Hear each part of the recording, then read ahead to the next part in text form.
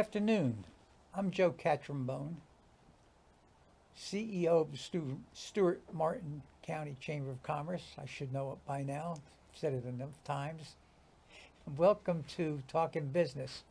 It's my pleasure today to have Josh Giddings with me to talk a little bit about his business and some other things. So, Josh, welcome. Joe, thanks for having me on the show. I It's appreciate my it. pleasure. So, you're in the mortgage business. Yes, sir. Okay, we're going to talk about that in a minute. But one of the things I always like to do with my guests is ask, what brought you, or how did you end up in Stewart and Martin County? Oh, that's real easy. So, growing up, I was always a Miami Hurricanes fan. Don't know what it was. Maybe it was because they were the bad boys back in the 80s, Yeah, right? yeah. Jimmy Johnson. Oh, he had love those- Coach Jimmy yeah, Johnson. yeah. Yes. So, loved them. And I guess since a child, I guess I thought Sebastian the Ibis was Donald Duck. I don't know. They had a cool mascot. So I've always loved the Hurricanes. So as soon as I was able to, I started traveling down as a kid to come down for Hurricane games, and just fell in love with Florida. So eventually I knew my end game was to get here. Been lending here, excuse me, for over 25 years. So it was time to get boots on the ground. And really, I came here for a better life. So you came from where? The Northeast, Greater Philadelphia area. Oh, Philly. Yep. I'm originally from Jersey. There you Just go. up the road from I have Philly. a house still in Jersey. Yep. Where? Washington Township, so South yeah, Philly. yeah. All the Italians was- in South Philly moved out into Washington Township. yeah. Yes. I was from North? Yeah, I was 9 miles out of New York City. Oh, there you go. Hudson Yeah. County. So, North Jersey is a big suburb of New York. South Jersey is a big yeah. suburb of Philly. Yeah. Yeah. I always liked the shore area. Oh, yeah. of- Jersey of Shore is Jersey, beautiful. But, I wasn't crazy about the Newark area where I grew up. Nah, it's I too mean, much congestion, too Yeah. many angry people, you Oh, know. my And gosh. I like being relaxed and happy. And yeah. how can you not be happy when you wake up every morning in paradise, right? Exactly. amazing here on the Well, Treasure and Coast. I went to Bloomfield College. Okay. I got out of college and moved to Florida in '69, just as fast as I could get the hell out of there. Smart. I got out of there. A lot smarter than me. You did it right away. It took me a little bit to do Yeah. it. So I can't imagine living anywhere else or wanting to live anywhere I else. agree with you, So, Joe, 100%. Good. I figured that. So let's get into. You piqued my interest here with your bio. Okay, let's do it. Yeah, I'm this really. I mean, I like this. Turn bad debt into good debt. How do you do that? Tell me about that. Well, real easy. I always equate debt to fat, believe it or not, right? If you don't have fat in your diet, you will actually die. You cannot survive without fat. Now, that fat does not include McDonald's and French fries and chicken wings and potato chips, right? We're talking eggs, avocados, beef, right? You need those good Nutritious fats. stuff. Yes, nutritious. So same thing with debt. There's bad debt and then there's good debt, right? Bad debt would be like consumer credit cards. That's bad debt. Even if you have an A credit rating, your interest rates are going to be over 20%.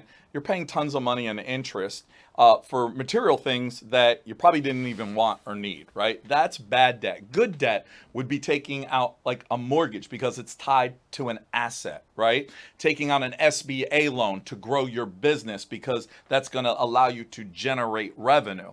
That is good debt. And what people don't realize is that the world spins on debt. Look at our government. We're trillions of dollars in debt, but we're able to keep the world spinning because of OPM, other people's money. So I teach the difference between bad debt and good debt because it's not taught at school. It's not taught at home a lot of times. So where is the consumer, the borrower, going to learn that information? They're going to have to come to a trusted expert like me to show them how money works, because a lot of people don't understand how money works. The majority of people, obviously. And that's interesting. You talked about learning. I don't recall. I don't ever remember in school them even teaching you how to write a check. Correct. You really don't learn financials in school. So if you're at home, right, and you're trying to break for lack of a better word, a generational curse, right, of poverty or poverty mindset, right? If you're not getting that at home, the parents are hoping that it's being taught at school. It's not being taught at school. So the only way to really learn it is to fail forward. Well, if you're failing forward with that, you're losing money along the way.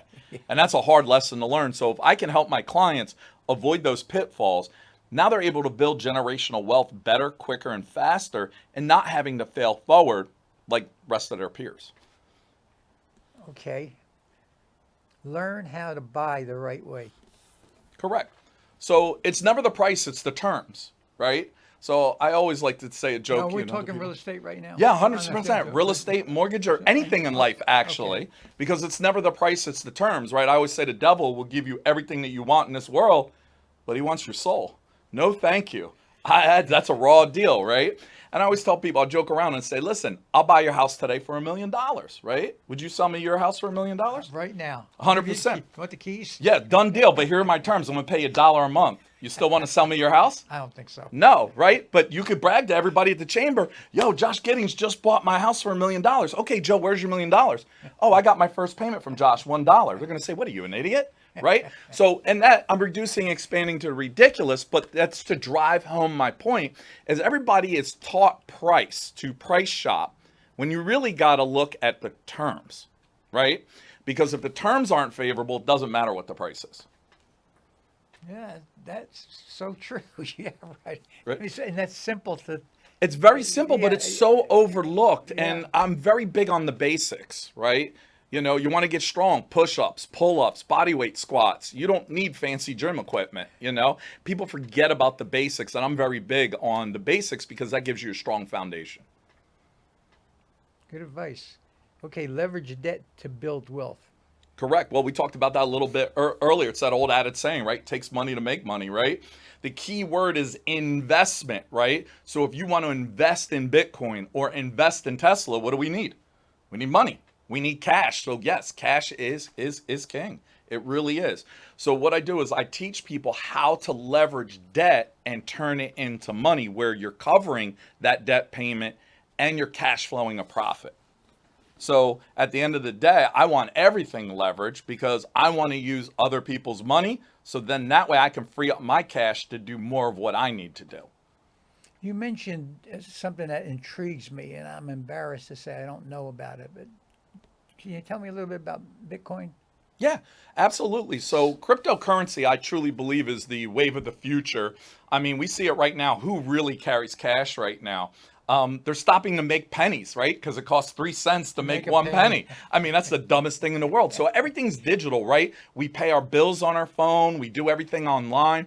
It's a digital currency. So I really, truly believe that cryptocurrency is the predecessor of a one world economy, right? It's so easy to transact and send money through crypto, and it's secure on the blockchain. And the way the blockchain works, it is a massive, pretty much unthinkable mathematical equation that's solved by supercomputers. And that's how they move the money back and forth, and it's encrypted. And if a hacker ever tries to steal your Bitcoin that maybe you're trying to send me, they can't do it, because if they do, they break the blockchain and you lose that. So unless somebody wants to be malicious and destroy value, which if you're a criminal, that's pretty dumb, right? If you're a criminal, you're doing it for profit too, right? Right. So it's very good. And even like stuff in real estate, you can end up putting deeds on the blockchain to secure them and protect it. So I'm really a big fan of blockchain technology and the utilization of coins. Bitcoin has a lot of utilization. It's the granddaddy. When you see a tumultuous stock market, what a lot of investors do is they'll lock in their profits and sell high. Then when they're waiting for the market to dip, they throw it into Bitcoin as it's a good storage of value. It's pretty much, in my opinion, replacing gold for those forward thinkers, and protecting their money. So that way, once the market dips, they'll liquidate out and buy back in after the dip. So I'm a big fan of cryptocurrency. So how am I going to pay you in crypto? Real easy. You have a wallet, so you set up something up. You could use MetaMask, Coinbase, So this is all Binance. digital. Yeah, all digital. You could do it all from your desktop, laptop, even your cell phone. And then what I do is I give you my wallet address, and you just simply send it from your wallet address to mine. Obviously, we got to make sure we're on the same exchange server. And as long as you have that, it's a great way to send money very easily. So if I wanted to send money to Japan right now, I could send Bitcoin like that. and you really the fees are cheaper than sending like an international wire or conversion, right? You ever have to spend money overseas? The bank will take a conversion factor and then a fee for service. It's a more efficient way of transferring money, and it's pretty much instantaneously. So are you, is it impenetrable? I mean, is there any risk? Well, any investment's going to have risk, right? But we're talking about, As far as somebody stealing it, we're talking about now crypto being a currency. correct. It's going to be our future currency. I truly believe so. Okay, I mean, that's what everybody's project. So how does it work? I mean, how? Well, that's the beautiful thing I love about crypto, because we, the people, determine what it's worth, what we're willing to pay to buy that coin, right? And I was late to the party. I got in at Bitcoin at $5,000, okay? And people laughed at me then. They're like, Josh, you got in at $5,000. It used to be $5. Then it was 500. And I said, all right, this is something that I believe in. And when I sold at one of its peaks. I sold at 69K. So a lot of people were like, you sold too early because Bitcoin broke 100. Well, if I got in at 5 and sold at 69, Yeah, what's the problem? A lot of people think like you can done time the good. market perfectly, but a win is a win. Like if you don't think that it's a win, it's crazy. But the people are buying the coins, and that's why it went up. It's not because the U.S. government or the Federal Reserve says this is $1, you can buy a bottle of water with it, right? This is usually bottled water, 12 ounce or 16 ounces, usually $1, right? It's a good way to equate it. So we, the people, say, well, I feel that Bitcoin's the granddaddy. Right now, Ethereum is spiking because it's easier to use and it takes less power, right? So people are seeing the utility of that coin and buying it. So the demand rises the price, just like a stock, right? If me, you, and everybody in this room wants to buy Tesla, right? We're all competing for that, and that's going to push the price up. So the same thing with crypto. But I love it because, yes, it is deregulated, and they're trying to regulate it through the SEC because the government wants their tax money. But the beautiful part is we, the people, are the ones that determine the value. Are we going to pay? Do we feel that Bitcoin is worth 6 figures now? Some people still do. They're buying it right now as we speak. At 6 figures. That's 6 figures. So you believe, like a lot of other people, that crypto is going to be our currency? 100%. Okay, so the dollar is backed up by the U.S. Treasury with gold. Used to be. We're off the gold standard. All right. So, but yes, it's the dollar's worth it mainly because the Federal Reserve says it does and the power of our U.S. military. But what most importantly, why our dollar's worth what it is, and we're not really in a total mess of inflation, is that's how you buy and sell dollars. We are a petrodollar, meaning that when countries buy, let's say China buys oil from Saudi Arabia, they're not doing it in Chinese yuan. They're doing it in U.S. dollars. So we are the preferred currency of the world. It used to be the English pound, but post-World War II, it became us. That's that old saying, sound as a pound, right?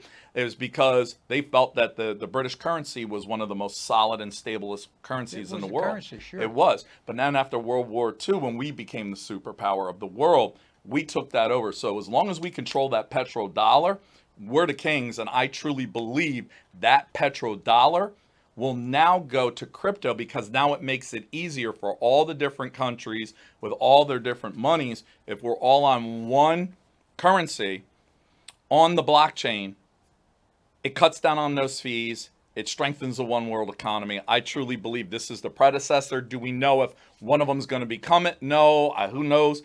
But that technology, I truly believe, is going to be the future of a one world economy. But what's the security in crypto? You know, it's not gold. Okay, it's not gold. The U.S. dollar isn't gold anymore. But there's a security. It's the United States currency. What protects you? What protects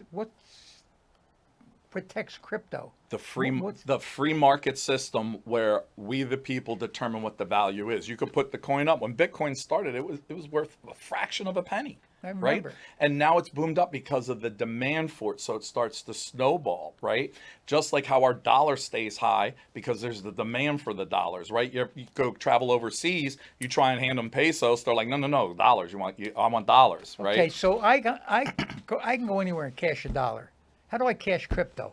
Where Crypto? Yeah. Yeah. What you can do is then you can withdraw it from your wallet. You sell a portion of your coin, So your I can Bitcoin, so, for US dollars. So in other words, instead of reaching in my pocket and pull out cash, I want to pull out my phone and You do pay it it in a electronically. fractional Bitcoin. Yep, because one coin is worth, let's say, over 100K.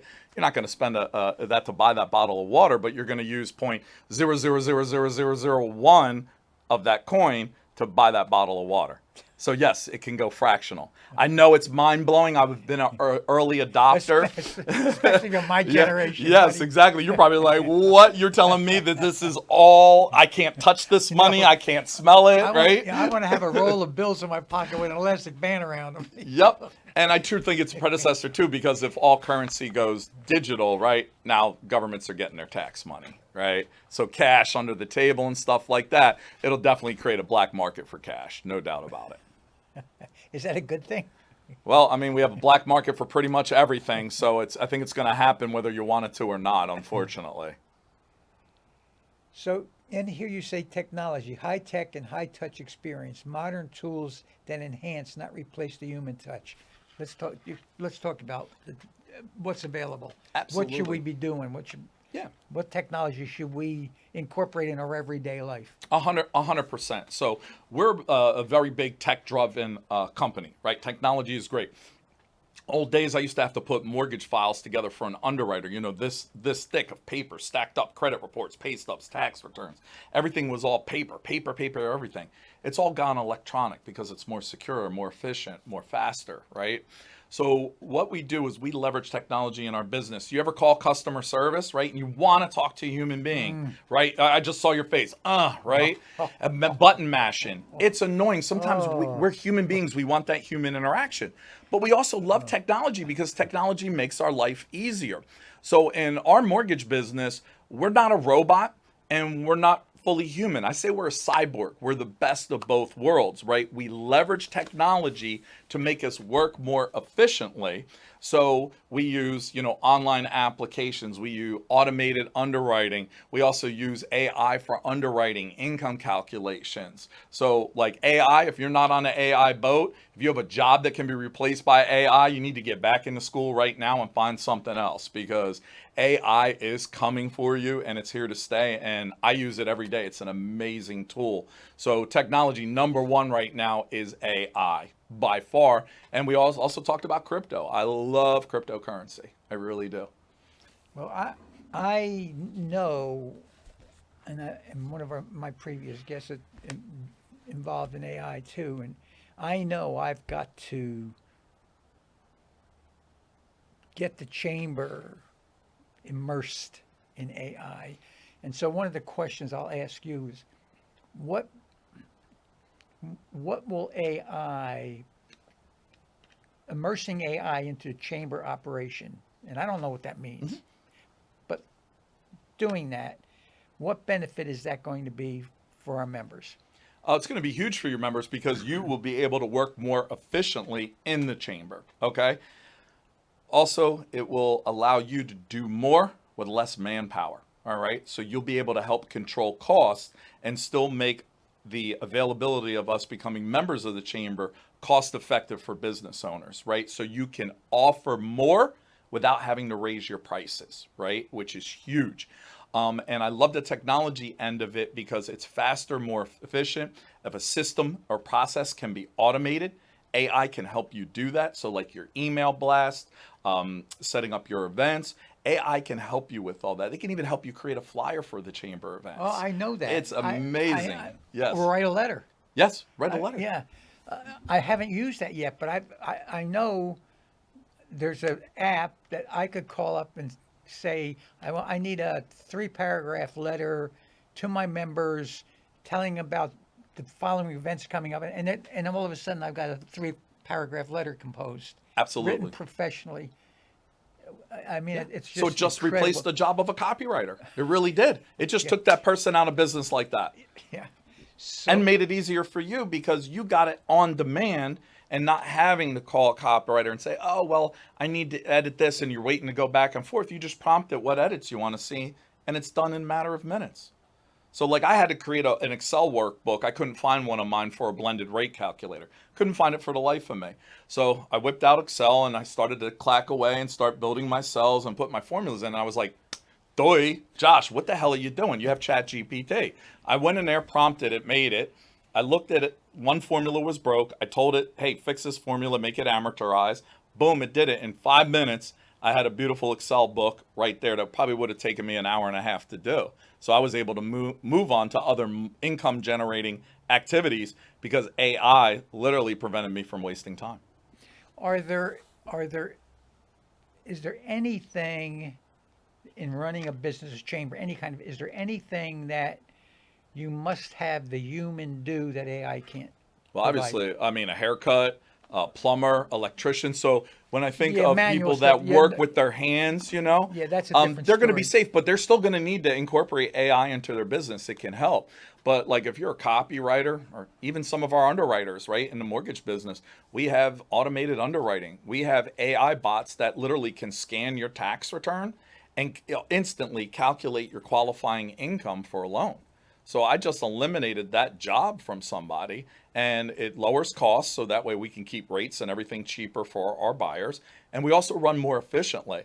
But yeah, if you have a job that can be replaced by AI like that copywriter, you're in deep trouble. You need to go back to school or find a trade.